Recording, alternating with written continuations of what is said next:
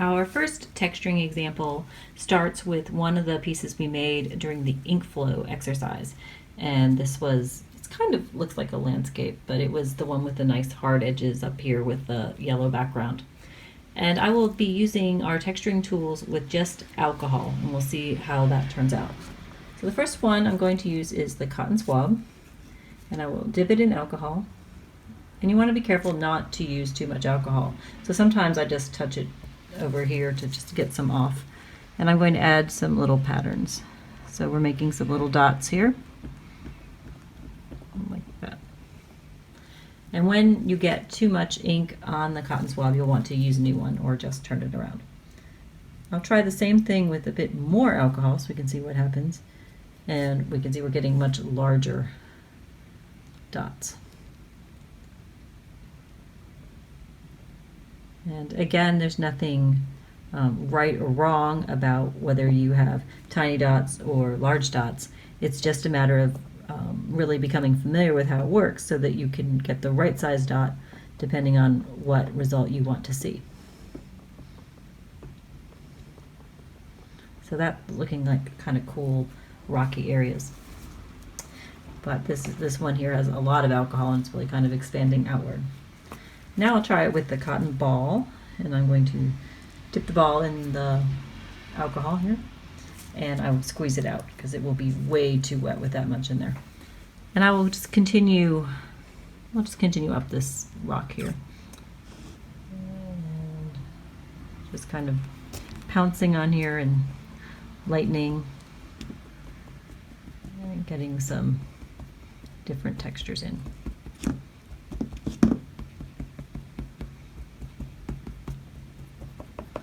And also it picks up some ink, so I'm going to use that extra ink to kind of fill in this area down below here. I'll come across with it.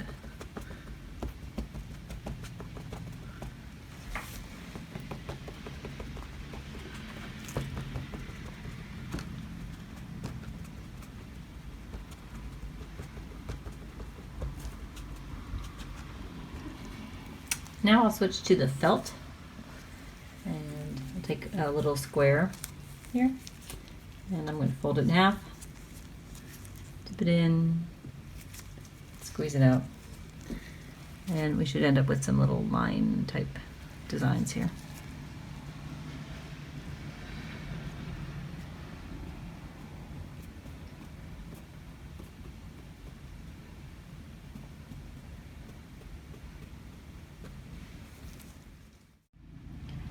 We're going to try some air blown effects with the canned air and just alcohol.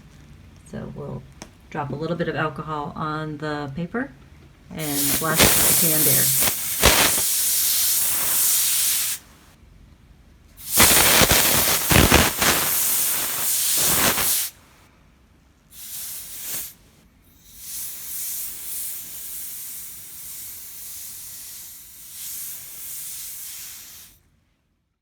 I'm going to use the canned air to try to lighten the sky a little bit more. And we got some freezing going on in the paper.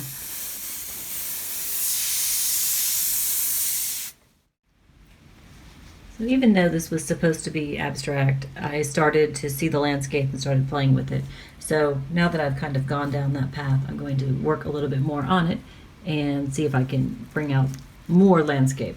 So I'll just I'm going to try to blend in this sky area a little bit.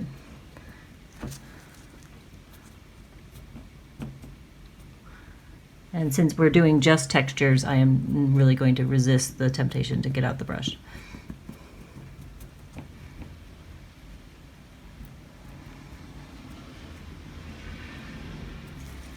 Kind of a hill happening here.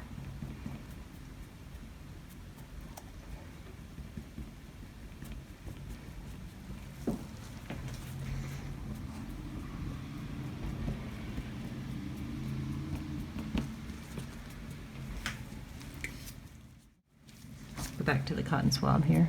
See if I can. I liked kind of the loose alcohol-y rocks we had going on.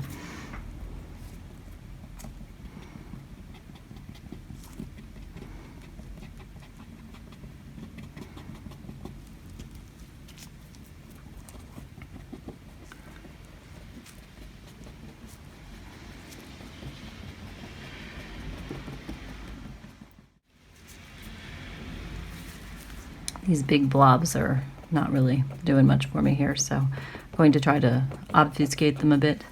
Maybe the cotton ball would be a good choice for that.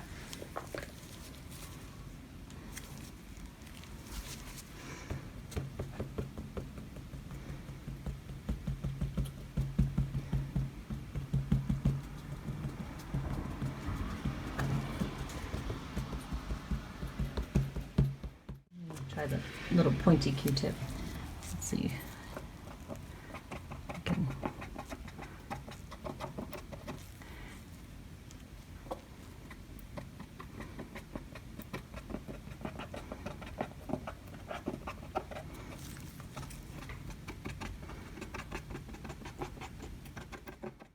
Oh, you can see, I started to use it kind of like a brush. Can't help it. Well, I guess we'll go that way. Maybe I'll add a little bit of grassy texture in here with it.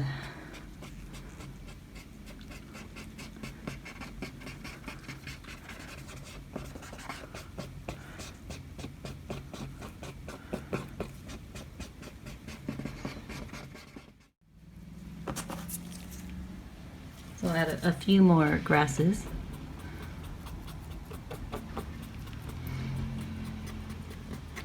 And then we'll do a little bit of splattering of alcohol. I usually do this kind of at the end, and I'm not sure how clean my brush is, so we'll see what splatter it has. I dip the brush in the alcohol and kind of tap it off because I don't want too large of drops. And then I'm just going to flick it across. And I think I'll aim for this area over here. We'll see what happens. There we are, we're getting some dots through here.